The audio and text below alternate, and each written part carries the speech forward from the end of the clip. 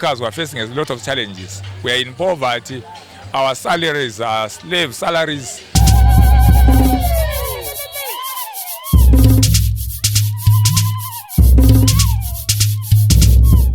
Poverty, corruption and oppression headline May Day, also known as Workers' Day commemorations, which were held in Bulawayo City Hall. The Zimbabwe Congress of Trade Unions said the working class is living under abject poverty and oppressed. Zimbabwe, I want to be clear that we are not celebrating this day today. We are only commemorating the day. Why are we not celebrating? As workers, we are facing a lot of challenges. We are in poverty. Our salaries are slave salaries, and our laws, they are very oppressive in terms of the Labour Act. So in short, we are not enjoying anything.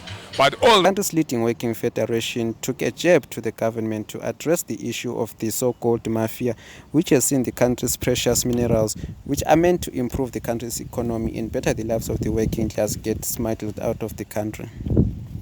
As workers, we believe that our serious challenge lies exactly in the issue of corruption. This country is very rich in terms of natural resources, but because some people are looting, that's why we find ourselves in this serious challenge. Sibindi urged the workers to come together and hold all those implicated in the scandal accountable for their actions. Workers, let's unite. When as a labor center, as a labor movement, when we call for election, we are looking forward that workers will just come up and act. So we are saying, let's work in unity, regardless of political affiliation or your beliefs, because we are talking about this of workers, which we are all suffering regardless of what your political affiliation is. So let's unite and make sure that when we call for election, let everybody come up so that we try and correct these things. We cannot afford to be seeing our natures being looted on every day when we are watching. No, enough is enough. As workers, we must come to a stage where we say we're no longer taking it. There is a 4-part investigation by Al Jazeera's Eye unit which revealed a series of gold smuggling gangs in Southern Africa, particularly the involvement of high-ranking Zimbabwean officials. Sibindi also challenged the government to amend the Labour Act to align with the 2013 constitution.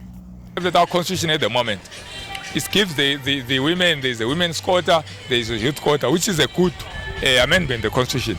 But there is a gap because as workers, there is nothing for us. There is no workers or labour quota. We are demanding that. So that we go to Parliament, we go to these council chambers, we speak on our own about our issues. So those are our serious demands that we are in now. A strike is a legal right of workers worldwide, not only worldwide. Why? When you get to a strike, you are trying to show the world that we've been speaking to our employers about A, B, C, T, but they're not guilty. So we've decided to also enjoy our freedom by not providing our labor. But in this country, the moment you start doing that, they'll tell you that you go to the labor office, apply for 14 days, and nothing's happening. And if you try and demonstrate, the police will come and mob us up, they beat you up. So these issues need to be attended to. They are not good for us. In the event, Zimbabwe Labour Center representative Shingai begged Sibindi's demands. It should be amended because as you can see, workers are being harassed. There's too much harassment for workers. Why? Because the Labour Act is not aligned to the current constitutional mandates.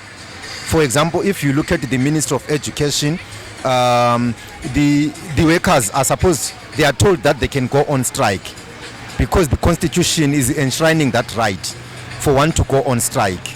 But the Labour Act and the prescribed statutory obligation says that they should first notify the employer. But the employer then says that the workers should not go on strike. The day ran under the theme Workers Demand an Inclusive Zimbabwe Free from Poverty, Corruption and Oppression.